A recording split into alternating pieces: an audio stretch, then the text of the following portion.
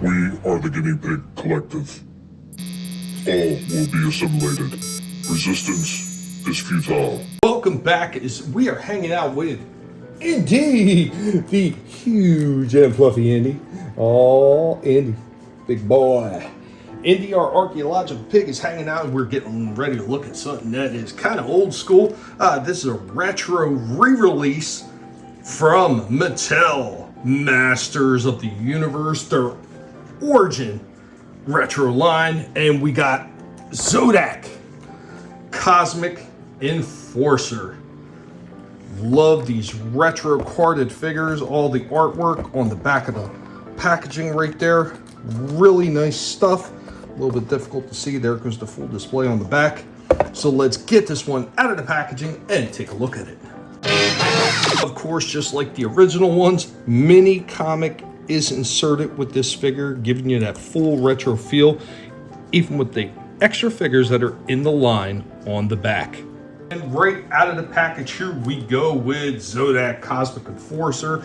They always package these things, well, most of them at least, are packaged in kind of that classic He-Man form with the bent knees and the bent arms and everything. So let's go ahead and start posing this guy out and see what he's got going for him.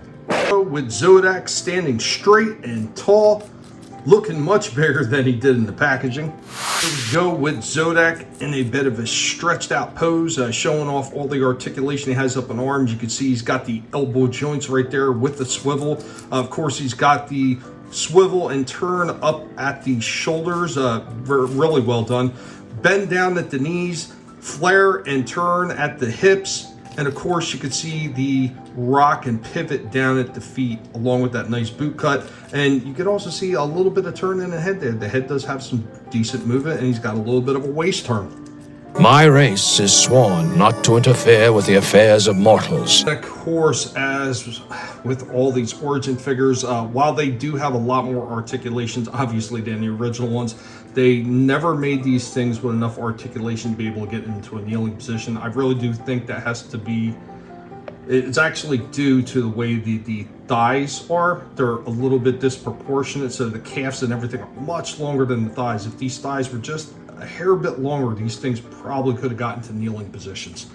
You have succeeded admirably in your test. As you can see right here, if you want to flare Zodak out and get him some battling positions, firing off his gun, you absolutely can do it. There is still quite a bit of movement in this thing.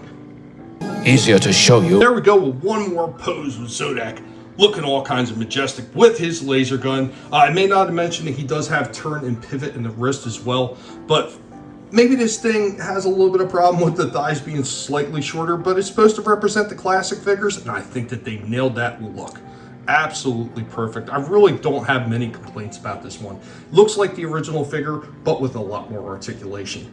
The one weapon is what the original one came with, and of course the bandolier chest strap thing that can be removed, so there's no complaints. They didn't miss anything. Everything's there. The coloring is almost spot on to the original one. I think the only thing is different is on the original one, the nose guard was gray, and this one is red. That is basically the only difference they really did in coloring.